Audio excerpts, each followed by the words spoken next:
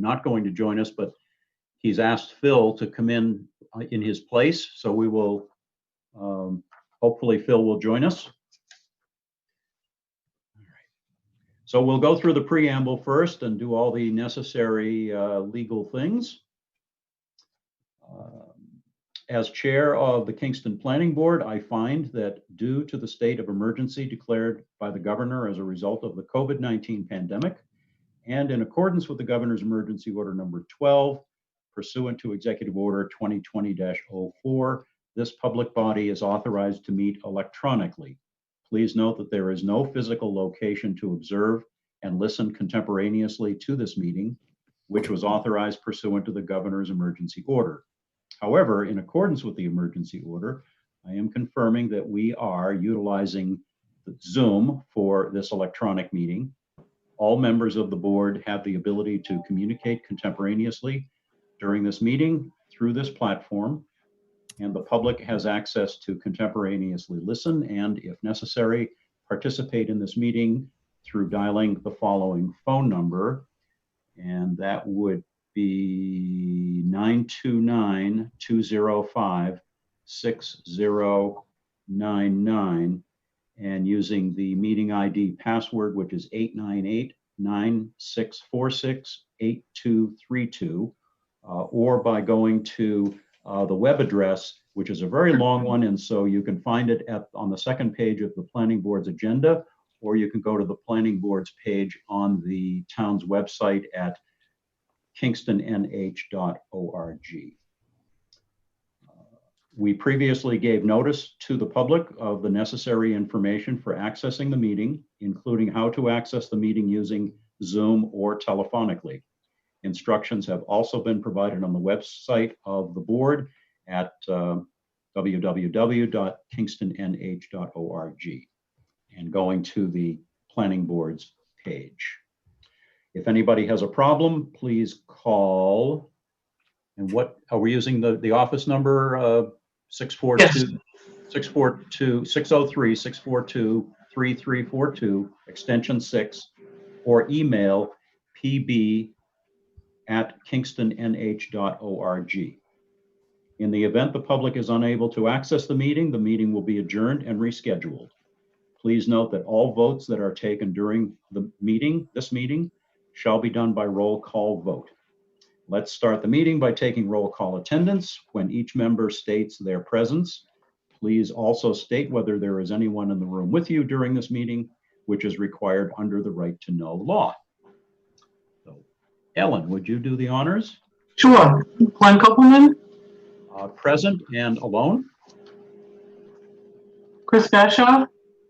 Present at my home, alone. Peter Coffin? Present, alone, home. Robin Duguay? Present and alone. Lynn Merrill? Present at my office building, alone. And Peter Bakey. Present, home alone. Okay. So it is now 6:40, and our first, well, we actually only had one hearing scheduled for tonight, and it was the continuation of Fieldstone Industrial Park at 34 Route 125, tax map R2, lot 13, regarding the site plan and subdivision to construct the condominium commercial units and the associated infrastructure. We had a number of outstanding items from that, and some of those have not been completed yet, and so the applicant has sent an email to us. We received it today at 4:10 p.m. and it reads, and this is from Doug McGuire at the Dubé Group, which is the engineer for the applicant. It says, on behalf of the applicant, we would like to request a continuance of our application to the next scheduled planning board hearing on September 15th. Per our discussion, and when he refers to discussion, he means the discussion he had with Glenn Greenwood prior.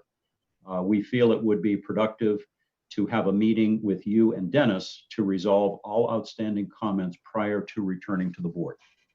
So that's the request by the applicant. Is there a discussion? Is there discussion or a motion? I just have a question. Glenn, do you want me to send that out? Glenn Greenwood, do you want me to send that email out to the board? Yeah, we got it. You got it. Okay, Yeah, you are. not that one. Oh, There was sorry. one Not that the one you just Glenn read. had multiple discussions, and he had Oh. just sent me something about whether or not I should send it out to the board for what's transpired so far. And Well, that might clarify. Well, that might be helpful. Might be helpful for our background. And another thing Because- is that if we are going to postpone this for another 2 weeks, I would think that we would want to make sure that they've got a copy of the RCCD report so that they know what's going to have to be on the plan they submit. And if we are going to get They new have that plans, already. you're right, so that that we don't get here 2 weeks later and starting from where we are starting tonight and saying, oh yes, but you need. So if they're prepared for new plans as part of the motion for the continuation that plans the middle date, Ellen? Well, my only concern is that if you continue this to September 15th, they also want to meet with Glenn and Dennis to go over all their comments. Mhm. Doing that on then- Friday morning. Right, but then when are they gonna bring in the new plans? Because at this point, there will be changes. Conservation's gonna need to look at them, and don't forget, one of those days is a holiday.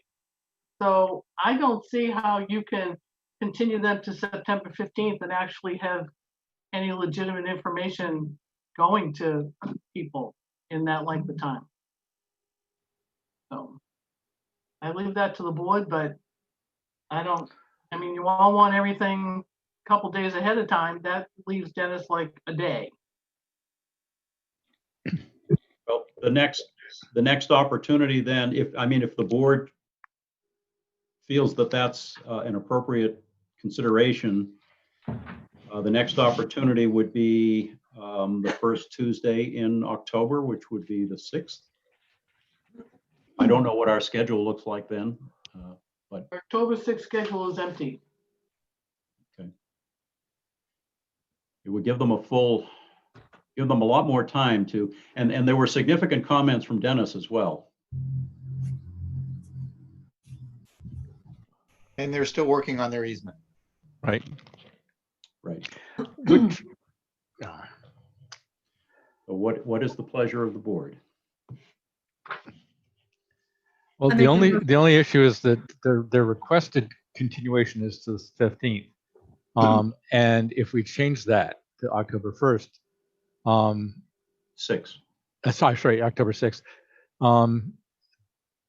how does that affect the timeline? Because for the shot clock, because they're, by requesting to September 15th, they're saying we're willing to add 2 weeks to the shot clock. But if we put another 2 weeks on, and then we're getting close to the required time. So, that's on us. The required times have still been suspended by the governor's executive Oh, order. He hasn't okay. withdrawn that. Oh, So that's right. there, Okay. there is no legitimate time Got it. clock Okay. in place.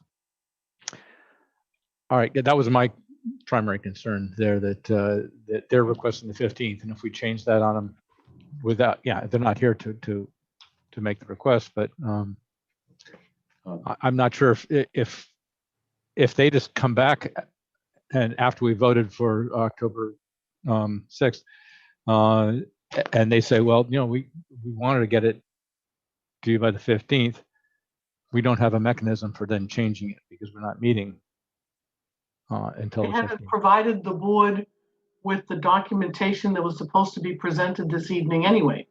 So Right. they have to be continued. Board can't continue them to a day that's not a legitimate time frame. Right. Well, if we continued it to September 15th with the provision of the plans are in, they may end up saying we can't meet the 10 days prior for the plans to be there, in which case we continue again. My concern is that if ever all the ducks line up in a row perfectly and they were ready for this and prepared a plan already that would meet the requirements, I'm just throwing it out there as a way to keep things moving. I know their concern is time, and you know, But they're not meeting with Glenn and Dennis until Friday. They don't meet the clock anyway. okay, yeah, I get it. Because then Friday when we go through a weekend, then a holiday, then That's a voting holiday. day, yeah, and then voting day after that, which. Yep. Okay, Lynn, I think you were starting to make a motion. It appeared to me that there were a lot of things for them to take care of. And I would rather have them come in and have everything prepared so we can just approve it that night. So I would make a motion that we continue this hearing until Tuesday, October 6th with plans, which is actually, 2 weeks before our normal hearing night in October. So Tuesday, October 6th with plans due in by September 24th. At I'll noon. second. Plans and all the previously required. Who just said I something? think Robin seconded it. Oh, okay. All right. I'm assuming, Lynn, that the motion is for October 6th at 7:45. I'm sorry, 6:45. 6:45, yes. Okay. With any new materials due no later than September 24 at noon. Yes. Okay. All right. And so that's Lynn made the motion. Robin seconded. And that's also because we've already got 4 hearings for the 15th, Right. and a couple of them Oh, look good like point. it may be lengthy. Right. And the one on the 29th is set aside just for the one hearing. Mhm. which Did we will get be- plans in for that? Yes. I just don't have the plans in for the board members yet. That's supposed to come in Wednesday, and once that's in, all the plans for the month will be distributed to you. Okay. Okay, any further discussion on the motion? All right, Ellen, would you please call the roll? Glenn, Yes? Chris, Yes.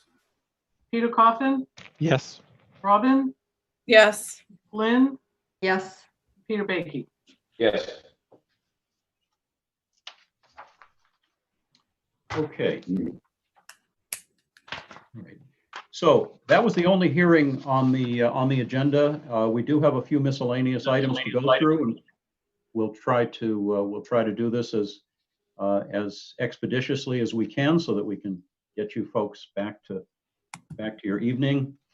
The first item under my correspondence is following up on the dealer license requests. One was a auto inspection, and one was, I believe, a retail dealer license for. One was for Nationwide Recovery Services, and the other for AJA Auto Repair.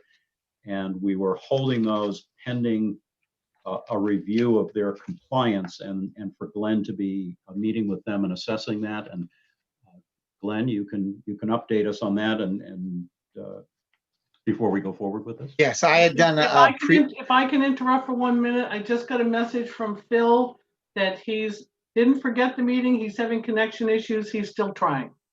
So Okay. just Okay, well, we'll hold the item that I want to speak with him about until the very end, and hopefully he'll be there for it. Thanks, Ellen. Glenn? Okay. If you recall, I had done a site visit of the site prior to our last meeting and found that there were several issues that were out of compliance, and the board said that I needed to contact them and do a site visit, which I have not done yet. So there is no resolution on those 2 permit requests. I will, when I'm in on Thursday, I will call them to see if I can maybe meet with them on Thursday. Okay. And we've had these requests now for a while, and since I believe it was late July, they're dated. Glenn, is it worth contacting the dealer desk just to let them know that? Yes, I'll contact them. We haven't heard from them, but I will definitely call them on Thursday as well. Okay. Any questions from anyone on that item? Okay.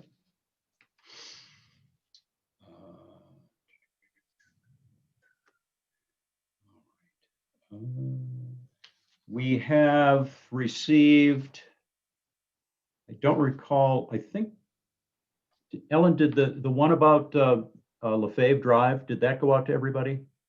Yeah. I think so. Okay, it was the handwritten note by Robert Stewart. Dated today. It's addressed to Ellen. And it says, I just received a call from John Ingalls of Hunt Lefebvre Drive that Bob Pellegrino was cutting trees and road building on Conant's property, phase 2 of Solar Hills this past weekend. I told him I would pass the word, Robert Stewart. So Glenn or Ellen, do you have any further information on this? I met with the Engels on Monday. They came in to tell me that Mr. Pellegrino was doing stuff as well, and they wanted to know what he was allowed to do. And I told him that we have an approved site, an approved subdivision plan for that property that he has to comply with. And if he's doing things that are not in compliance with that subdivision plan, the planning board isn't in any position to do anything about it. It goes to the Board of Selectmen. And so I directed them to the Board of Selectmen on Monday.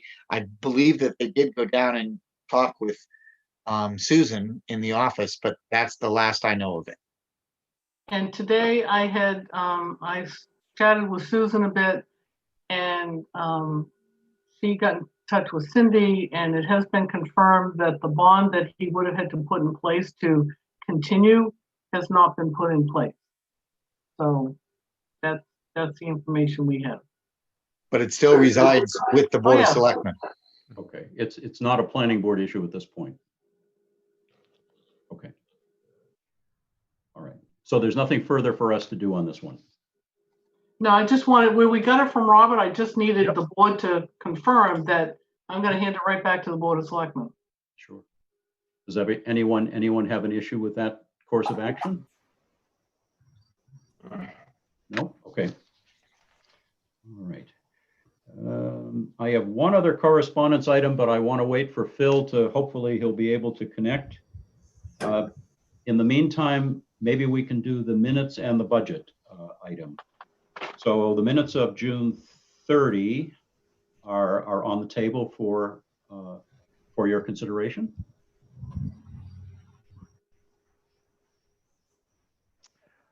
Okay, let me just check them. Make sure I got the right ones. Okay, that's the one. All right, I'll move that we accept the minutes for June 30th as submitted. Okay, motion by Peter Coffin. Second. Second by Chris Bashaw. Discussion? Any corrections or items of concern, adjustments? I'm sorry, what was the date on that? June 30th. June Today 30. we now had them, again. June 30, Peter. Thank you. Your dog is restless, Chris. Yes, he is. I don't know if the kids fed him before they went to jujitsu, so he's either upset that I won't feed him his second meal, or he's upset he hasn't gotten his first dinner. Oh, there you go. He'd probably be in your lap if he hadn't had his first dinner. Okay. Hearing nothing further, Ellen, would you please call the roll for the minutes? Sure. Glenn Kopelman, Yes. Peter Baiki, Yes. Peter Coffin, Yes. Robin DuGuay, Yes. Lynn Merrill, Yes. and Chris Bashaw. Yes. Okay. The next item is the proposed budget for 2021. And actually, Ellen made these recommendations on here, so I think it might be good for her to explain the changes. There just a couple of line items that change significantly, and it's due to some pending activity this coming year. But we also thought that by doing it tonight, we were going to miss. I think by doing so tonight, we missed the deadline for the original. The Board of Selectmen just extended the deadline to Right. 2 days after. Right. Yeah. Right. So we're no longer tardy on this. Okay. Ellen, do you want to just explain the reasoning for the recommendations? The salary line hasn't been adjusted yet. The Board of Selectmen is still working on that, so currently there's no change. Contracted services, and this is something the board should talk about. I put in a number for discussion. We've been cutting back on that, and that's not Dennis, but it's any other contracted services. I put it up to 5,000 for a couple reasons. Oftentimes, as you know, we can just charge it directly to the escrow account. This was increased because in case we can't, or in case we have a dispute that we need to hire our own consultant to review something that the applicant could balk at because, you never know when it's a legal issue or anything like that. I've increased it due to the fact that, number one, contracted services usually aren't cheap. And we're going to have SLS, the school's been talking about, they've been meeting with boards and selectmen. So for the seminary building, that could be coming in. That other mall across from Bresnahan's, we don't know when that one may be coming in. So we've increased the budget to reflect some of the assumed activities we may be having next year. You may think 5,000 is too high. You may think it's too low. I don't know. It just seemed, based on the amount of things we might have, that would, separate out that between 3 or 4 is just 1,000 per thing. But I leave that to the board's discretion. The same on engineering consultant. Most of the time we can put some of Dennis's work, most of the time, against any of the escrow accounts. But we've also been having Dennis come in to review more items that may or may not be part of that. So I increased anything to do with additional review. I increased those lines. The board may not find them necessary, but I thought they'd be a good starting point. And Ellen? Ellen? Do by line. Yep. How on those that have significant increases? I think they're well justified given some of the stuff that's pending for our plate this coming year. How some of these could have offsetting revenue, could they not? Some of them can.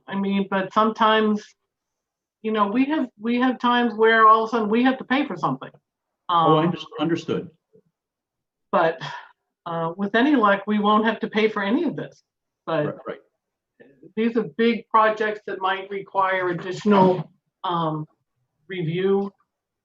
So I thought it was wise to add some in, but my feelings aren't going to be hurt if the board doesn't agree with it. So whatever you think. So outside of those, Ellen, it looks as though that most of the rest of them are pretty much level funded. Yeah, I increased legal ads for the same reason. That would be offsetting revenue. Right. And the same for recording fees. Those would also be offsetting revenue. The ones that could or could not be is the contracted services and the engineering consultant. Okay. Before I open it up for discussion, I also wanted to mention that I listened into part of the selectmen's meeting last night, and there was discussion about, they got talking about the request for information on the capital improvement program, which they had gotten. Glenn, you had sent it out. They got a copy of it, and they discussed it a little bit. And one of the projects that they talked about, I don't know if it fits into CIP or because of the number, but they did talk about either putting in the budget or doing something, warrant article maybe, I don't know, about upgrading the audiovisual capacity at Town Hall, specifically for meetings. And Lynn, this goes to some of the stuff that you've talked about now for the last couple of years. So if they hadn't done that, it really does belong with them. But if they weren't going to do it, it might be something that we would want to put maybe in our budget. I don't know. But if they're already working on it, then what do folks think of this? Can I, just because I'm not remotely familiar with what would fall under a contracted service. I know you went over it, Ellen, but maybe in more specific terms. Say there was some dispute with, and I'm just going to pick Sears Logistic because that's a big one coming up. And we had to hire a hydrogeologist, but Gotcha. it was something that we couldn't charge back to the applicant. This would give us the money to do so. I mean, you never anticipate that you're going to be in that much of a disagreement with an applicant, but it has happened in the past where we've had to hire some people that we had to pay for. But it doesn't always happen. This could be something we never use. And likewise, Robin, in the event that we enter into any legal conflicts, sometimes we have to prepare things that can't get charged back to the person that we're in court with. Makes sense. But they end up having to be accomplished anyway. It doesn't happen very often, but it isn't a bad idea to have a contingency for it. Thank you. So I would just say that based off of what I've seen, I think the budget's appropriate. I know there's a lot of conversation at different levels in the state because they're talking about revenue shortfalls, but that's not something that really affects a board like ours. And if we're looking to promote development and growth as the economy rebounds, I think we need to have the resources to make sure we can assist with that in any way we can. So, and quite frankly, it could open up doors to generate revenue for the town and if projects do go through. So I think it's appropriate. I don't think we should be looking to cut anywhere. And I think the recommendations that Ellen put in there are appropriate as well. Right. And there are contingency amounts. You can't, if you haven't budgeted it, you can't spend it. If you have budgeted it and you don't need it, it can always, be unspent, but you can't do it the other way around. So it's better to have it in there available.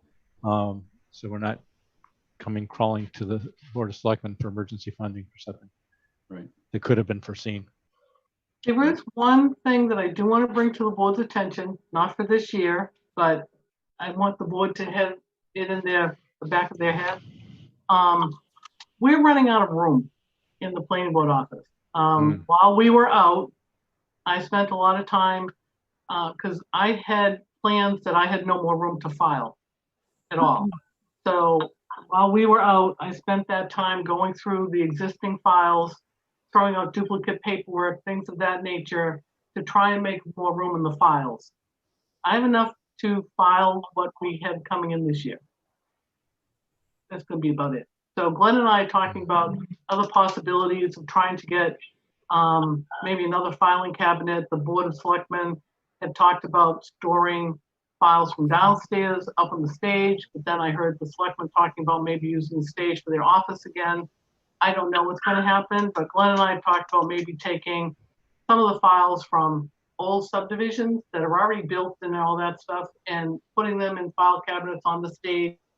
So the old things are still accessible, but it gives us room in the office. But people have to have in their head that the planning board office is just running out of room. And I can't really, I have files that I couldn't file because I had no room in the filing cabinet, and there's no room for any more filing cabinets. So I just want to put that out there. Did you get allocated space down in the safe underneath, by the elevator downstairs, or is that out of space too? It's not space the planning board. There were two things mentioned at the selectmen's meeting last night that kind of dovetail with this.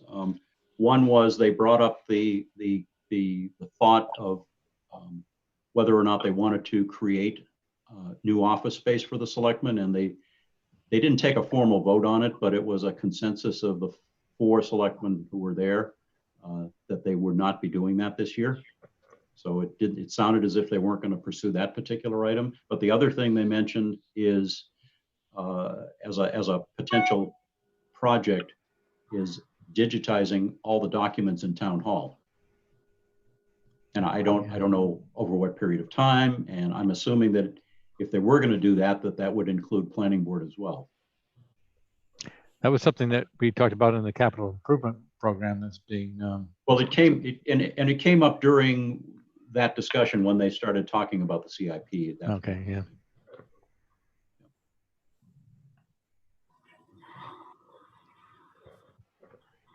I know that some of the people downstairs have been talked to about the possibility of digitizing.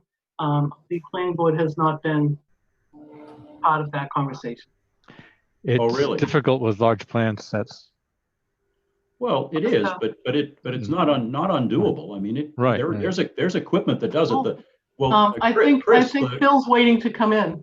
Chris, the registry does it with the plans there, do they not? Here's Phil. They do, and it's been a long-term project that they've done, and I think but there are the resources out there that are capable of doing it. Right. Is there also a way for new plans coming in that are already digital to be sort of received and stored that way, so it's not at least adding to They need the the signature. paper Well, supply? We do require and we do receive PDF electronic versions of all the plans. The only thing is that by doing that, we wouldn't have the actual signed recorded plan. Could there just be a signature page? Well, I don't have to answer that because I know there are certain requirements, and we get a list from the state of documents that you have to have, and you must keep them, and so we'd have to review that. So, a lot of the paperwork could be digitized. Just the plans might have to be available. But the plans that are recorded are already digitized and available at the registry. At the registry. Also, don't forget, we do not register the entire plan, though. You only register 2 or 3 sheets.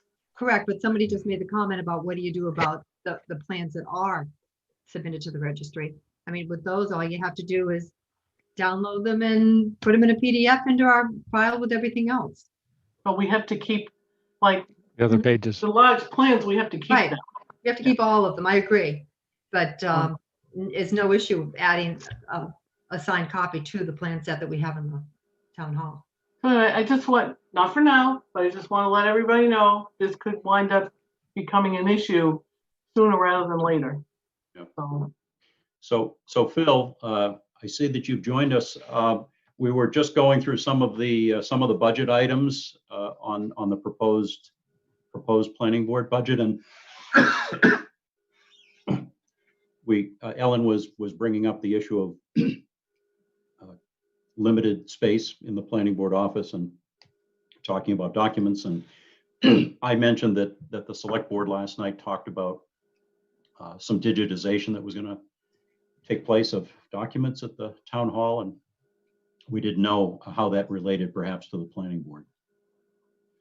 Can you hear me? Yes. Yeah. Okay.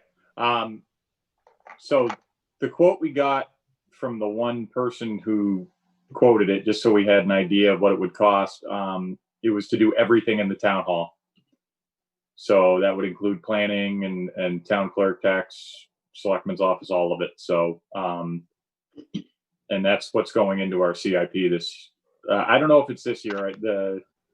We've got some server issues and things like that. So I think it would probably be the following year before we propose that for digitization of all the paper files.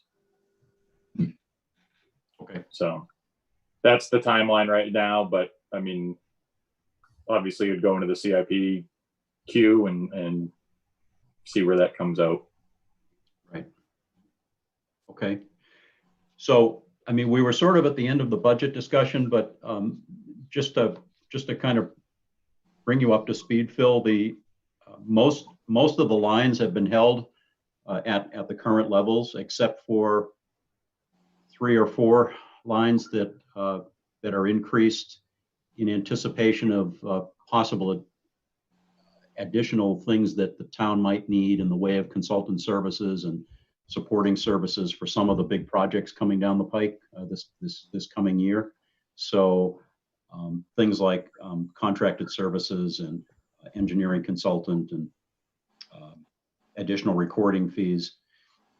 We're looking at the possible warehouse at the Sears Logistics site, possible work at the seminary building site, and the other big one is the possible retail facility across Route 125 from the self-storage from Bresnahan. I'm aware of it. I'm in a butter. Well, there you go. That's right. So anyway, so there's, so there, it does put us over the number, you know, I think you guys were looking for no more than 2%, and it does put us at an 8% if we stuck with these numbers. So, but keeping in mind also that the, some of these could have offsetting revenue, so it might not be complete dollars out. There might be some money coming back.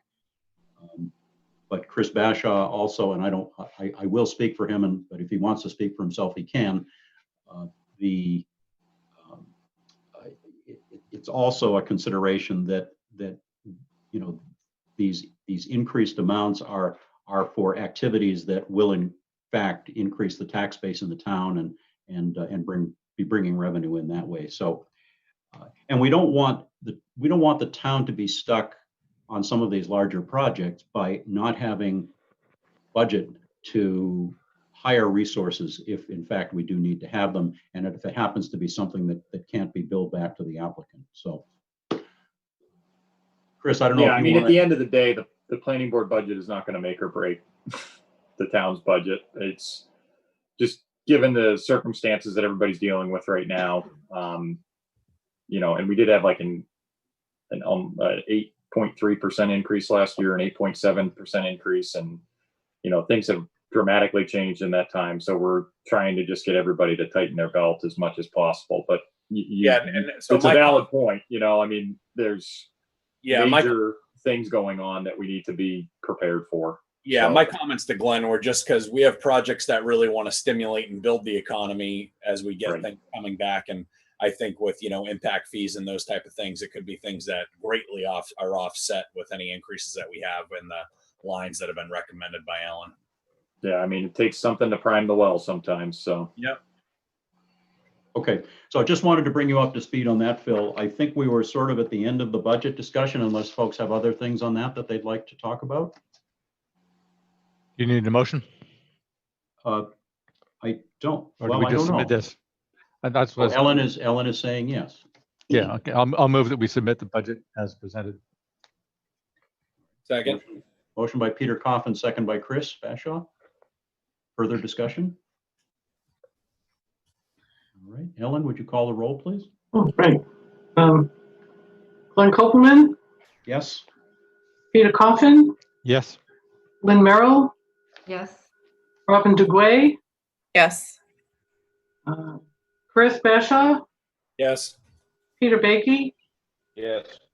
and Phil. yes. Thank you. All set. Okay. So the one, Phil, just for your information, the one hearing that we had requested a continuance, and that was the Fieldstone project down on 125. So that's been continued to the first Tuesday in October. And they're going to be meeting with Glenn and Dennis to go through the items on the couple of the comment sheets, and they're going to try to make sure they've got everything addressed before they come back into us. So, and there's one more item on my list, and I was holding it till last for hopefully the time when you joined us, and here you are. So at our last meeting, based on Richard bringing it to us, we discussed the potential for the food truck vendor down at the VFW on 125. And this board felt that it really needed site review based on the nature of the activity, and also the being consistent with how similar activities had been treated in the past. And so that it was a unanimous decision, consensus, whatever. And I know Richard wasn't there last night to convey that back to the board, to the select board. But I happened to be listening in at your meeting, and it sounded as if the selectmen were okay with it just proceeding and not going through site review. So Well, maybe you could then take it from there. Yeah. So how it was approached to us is they wanted to expand the use at the VFW, which is already a commercial kitchen, is, you know, allowed to produce food. Our rationale on it was they could start, but they had to go to the planning board if the planning board deemed that was necessary. The letter we got last night I don't think they're starting till mid-October, and they're only going to be there on the weekends. I guess our rationale on it was they could proceed, and then if there was a letter that was sent to us, and I think it should probably go to, I don't know if it went to Ellen for you guys to see as well. They basically had their hours, what they were going to be doing, all that stuff. I Did you haven't see seen that, that. Ellen? You haven't? Okay. So we weren't trying to circumvent you on that. It was just the board's feeling that the VFW is in a situation right now where they're trying to drive as much traffic as possible to their location. They're trying to raise revenue to keep that business in operation. And so we looked at it as more of a fundraising thing, more to keep that going. And if it's required for this food truck to go, for an expansion of the site plan, then, you guys could call for that and that would happen then. But they may do it for 2 weeks and decide they don't want to do it. So I guess it was just, that was our rationale on it. Did you guys discuss any kind of permitting at all, hawkers and peddlers or anything as an interim step? Well, we did tell them that be prepared that they would probably have to go to the planning board if the planning board called for it. So I think you guys can take a look at that letter and decide if that constitutes a need. I don't know if, does the VFW have a site plan? Yeah, that's part of the rub. They probably do not. I don't believe they do. Yeah. No, I think at the very least, whenever a new tenant goes into any facility, we require a letter to the planning board. I think I see this as nothing any different than that, at a minimum. I mean, I know they're doing something more and above that. They're not just occupying a building. But I mean, when somebody's just going to occupy a building, the planning board requires a letter. I would think the planning board would want a letter at the bare minimum. Yeah, and what they sent us last night was pretty, it would answer pretty much every question. It was very thorough, what they sent. So you guys could take a look at that and decide whether that requires, I guess, if they don't have a site plan, if the VFW, how does that proceed? Do they have to come in for site plan review, or, something that's been there for so long, or I don't know what you guys would want to do with that. Did they have the necessary permits from the state? They were pending on the state. They weren't planning on starting until mid-October. Okay. They wanted to have all their food truck, or it's not even a food truck license, it's just a food vending license. A mobile food unit, as I learned. Oh. I'm just hearkening back to what I learned at Kingston days, that they had to, they can go set up anywhere in the state. It's not I don't know that the state permitting is really that thorough from what I heard. No, it's pretty lean. Yeah. Is it true though that they're going to be cooking in the kitchen and bringing the food to the food truck to be distributed? Was that in the letter? To be honest with you, Alan, I cannot recall at this time. Nope. They were going to be doing some on, prep so- in there when they came to see us. They said they were going to be doing some prep in that kitchen, and I don't have a copy of it with me here now. I should have known that would probably be a point of discussion this evening. Can I ask a question, Phil, though, that based on the Board of Selectmen, or, you speaking for the Board of Selectmen, to have the planning board look at the letter to decide what action the planning board might need, would you consider not sending a letter of approval to them until after the planning board makes that decision? Yeah, I don't think we had any intention of sending a letter of approval, and we did let them know when they came in person that it was highly likely that they would have to visit you guys. But Susan was under the impression that she was supposed to contact them on the selectmen's behalf, that they were all set. So I okay. And Susan and I didn't really have a lot of time to talk to each other in depth today. We were both busy. But if that's the case, when I have to go into work tomorrow, can I let Susan know that you said to hold, if there is supposed to be a letter, that she can hold off on that until after the planning board reviews it, maybe speaks with the selectmen again, rather than get into is that okay? Okay. Yeah, absolutely. If we get a copy of that, we can discuss it at our next meeting, which is on the 15th, so a couple of weeks. that's still before October when they plan to begin. I had reached out to some folks to get information from other towns that maybe have more food trucks or mobile cooking units. And so I'm just waiting for some information back, but I would expect that by that time I would at least have that, maybe not for this discussion, but moving forward, how to look at our process.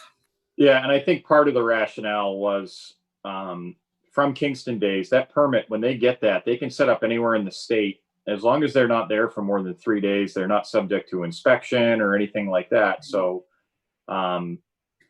with them only planning on a few hours on the weekends, we just kind of figured it could go forward. And then if it needed to come in, it could come in for you guys. Yeah, and I just want to comment, kind of my feelings on some of this right now is the way that the pandemic affected the restaurant and bar industry is a lot of them got decimated, and there are some that are trying to bounce back, and who really knows who's going to actually survive and be able to bring this back, from lost revenues to employees not returning to work due to unemployment regulations.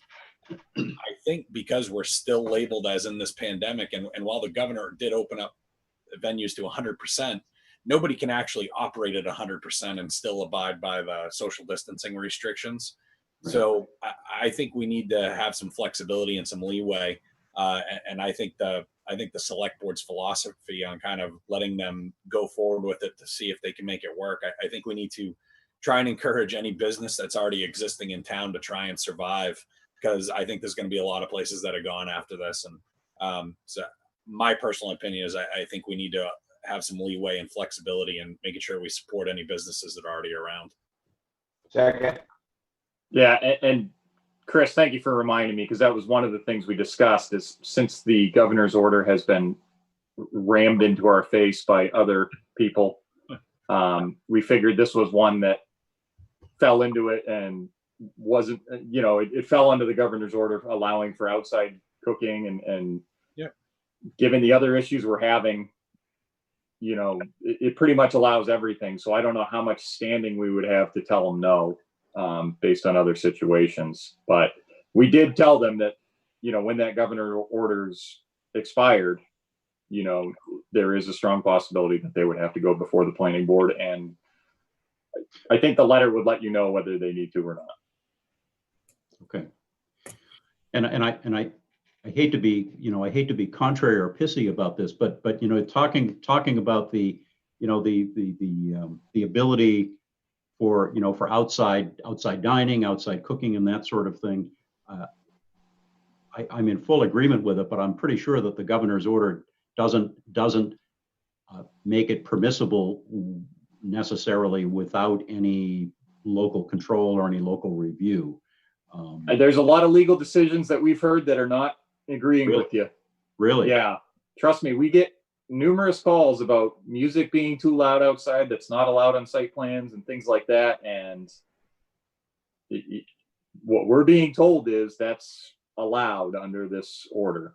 And it's very frustrating from an enforcement perspective. And especially, site plans that you guys stayed until the wee hours of the morning approving are now just kind of null and void while this thing is going on, is essentially what we're hearing from liquor, the AG's office, the governor's office. It's just, just try and educate them in this and that. And it's very frustrating. I didn't read the part of the order that allowed, say, a restaurant, for example, although this isn't a restaurant, to add in an outside food truck. I mean, I would hate to think Saddle Up was going to add in a food truck because the place across the street was not allowed to, as an example, only because they're right across from each other. No, but if they have a kitchen inside and they want to add on to it, I mean, in the spirit of the governor's order, again, we weren't trying to circumvent you guys or anything like that. And it was made aware to them that they would have to come to you if that was the case, if you guys felt that was necessary. But and I don't think it's saying, hey, I have a retail store that sells automotive parts, and now I can expand to a food truck in the parking lot. I think it's existing restaurants. So if any expansion of a food truck, they're really competing with themselves unless they're the ones that would bring that in, I would guess. But yeah, I don't think the governor's order says, oh, hey, now any retail location that has a parking lot can slap a food truck in it. I think it's just referring to an expansion of current people that provide and have food. Yep. Okay. Well, I think we've got the gist of it now. And once we get the letter, we can take a look at it and discuss it at our next meeting, and we'll see where we go. Perfect. Okay. Thanks, Phil. All right. That is the end of my list. Is there any other business to conduct? Good question. Oh, hang on. When are we, Peter? yeah, when are we planning to hold our meetings now in the town office? You know, we can have groups of 100 per order of the governor.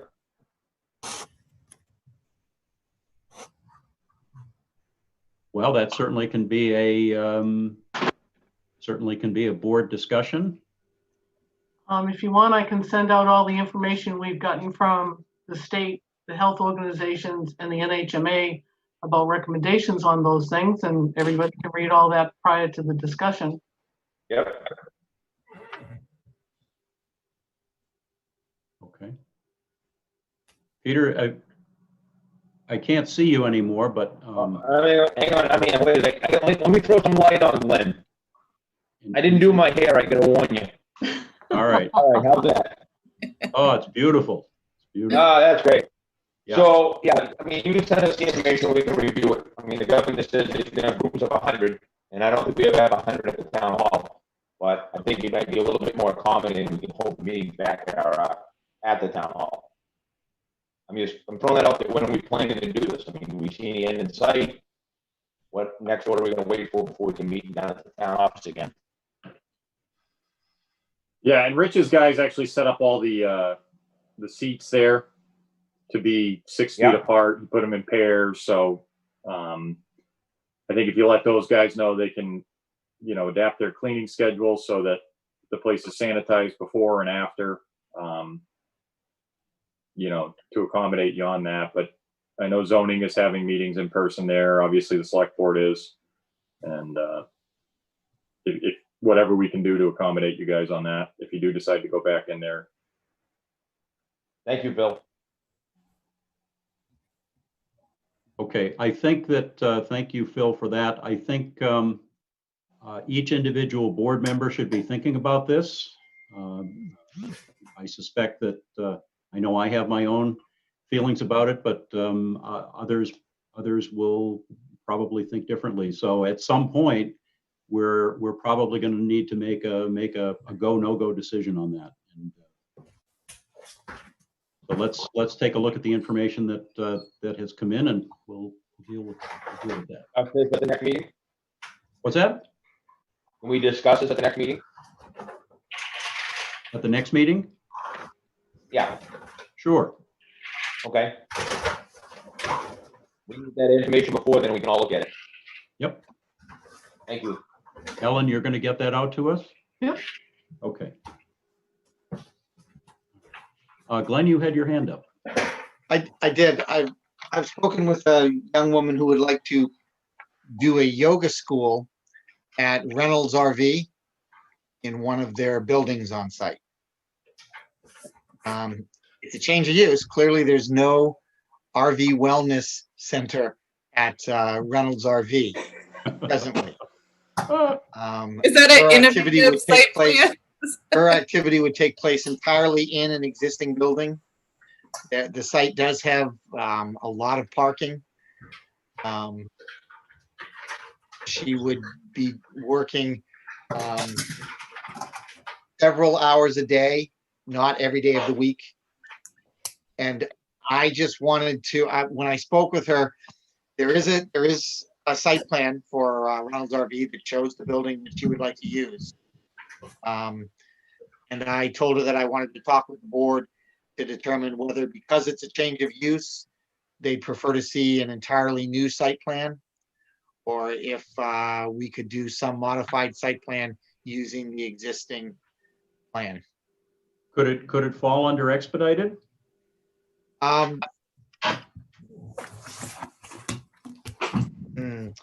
No, because it's a completely different chain. It's a completely different use. It's not an expansion of a use that's on site now. It's an entirely different use. Aren't you allowed, Expedited isn't really meant for that. Yep. aren't you allowed to amend the site plan at least once without coming back? Well, for site plan? that's if you're using the expedited site review, which was what Glenn's question just was. And she really isn't, because she's a change of use, she isn't just doing what's previously been allowed. So the crux of this is, my question is, can she do a site plan with the board where she notifies abutters, but she uses the existing plan, or does she need to prepare a new plan entirely? Is this intended to be a temporary kind of thing, Glenn? No, I think that she would like to be there as long as she's able to be a successful business. Okay. Do you know if it's going to require modifications to the building and all of that? I'm told that it is not, Okay. that she So just doesn't need to using the do existing space. any exterior renovations to the building she'd like to use. Okay. And she's just leasing the space from them? Yes. I think that she's related to the people who own the property, but ostensibly, yes, she's leasing a structure from them. So you're not asking the board whether she needs some sort of amended site plan. You're just asking if the board will allow her to use the existing Yeah, recorded plan and amend it and alter it and bring it to the board, knowing that it's approvable, but it's not recordable. correct.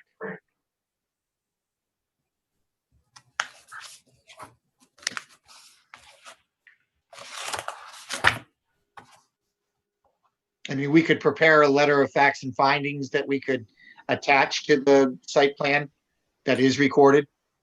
So that if somebody went to the registry and looked at the site plan, this additional document would show up showing that. Is there any other activity going on in the building that she plans to use? I don't believe so. Okay. I don't believe so.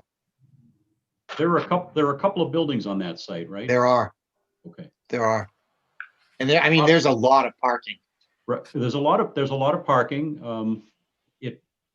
She'd probably want signage, but that's a handleable thing. I mean, I don't particularly have an issue with the way you've just described handling it, especially if we're able to do something like an affidavit or facts and findings that we can attach to that existing plan. Right. Right. So at least there's something formal. The health department have to look at the building, maybe for the bathrooms. Yeah, they would. Peter, your audio is all garbled up there. And they would, Peter. Yeah. We would still be doing a site plan Yeah. where we would be asking for comments from town departments. It just And a would budget. be minus the expense of a new plan. Right. And the abutters would be notified. Right, abutters would be notified, would hold a public hearing. Well, in this, I'm just using this in support of my own position on it, but the comments made by Phil and others tonight about the situation we're in with the pandemic and the viability of businesses and all, if there's a way that we can be a little bit accommodating for this and still get what we need, to protect the town as far as documentation and all of that, it's probably worth some flexibility. And I think we've done this before. This is not. I think we have. It's not, we don't do it very often, but we have done it before. Yeah, we have. You said it's a yoga school? She's a yoga instructor and also a life coach, I think. It's a little touchy-feely. The only reason I ask is whether or not it would meet the criteria for educational, which would be a zoning thing. So totally separate question. Yeah, I don't think that it's anything that regimented, you know, like she's licensed or certified for education. Her But I website- can ask her that. Her website came out today. And it showed that it was, oh, so her website went online today, or her, no, Facebook page rather, went online today. And it is sort of a wellness, life coach, yoga kind of thing. So it's more like a service. Yeah. Yeah. Well, It's not a school. unless she's an instructor teaching other people to become instructors. Is the primary use educational?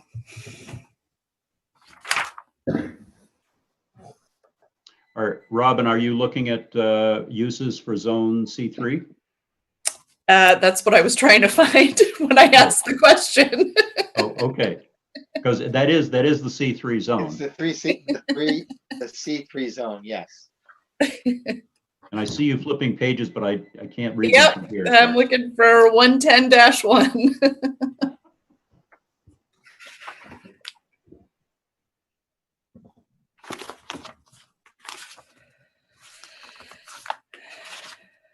If anybody cares, the page numbers at the bottom of my copies are cut off, so it's making it a little bit harder.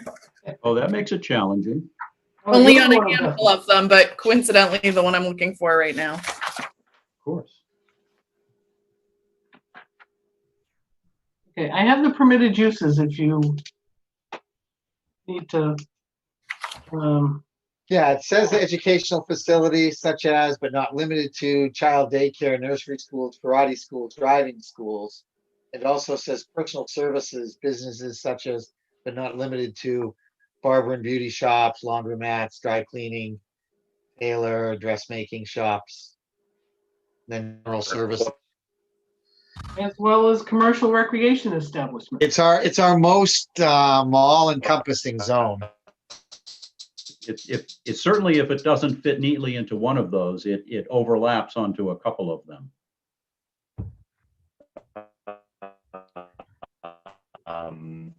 I don't think we need a motion on this, do we? We don't need a motion, do we? No, Well, we I just- wanted direction. We want to give Glenn direction so that he can work with the applicant. And I think that you've given me, I think I'm getting the direction that we can work this without a new site plan, and we will have a recordable document that we can attach to the existing site plan at the end Correct. of the site plan process. All right, Sounds good to me. that's wonderful. Thank you. Is anyone not comfortable with that process? Okay. So I'm just going to be stuck for a second, and I apologize. Okay. But if I get recreational and commercial recreational, and daycares and things like that, if she makes an argument that the primary use is educational, could that impact zoning for that property? Well, it sounded like, I don't believe so. I mean, I thought one of the permitted uses you mentioned in the list was, It's Something educational related. facilities. yeah, Okay. right. And if anything, I would make the argument it falls more in line with like a karate studio for Yeah. physical and mental well-being and And that falls into the commercial recreation Well, component. that's actually, karate schools are actually listed under educational facilities Okay. directly. I really think there's enough overlap here Okay. on several of these categories. Even if it doesn't fit neatly into one of them. Thank So you. I mean, okay, you all set, Glenn? I am. Thank you. Robin, you all set? I'm unstuck. Thank you. Okay. All right, other business, any other business? All right, hearing none, I will, without objection, call us adjourned at 7:40 p.m. and see you in a couple of weeks. Everybody. All right. Have a good night.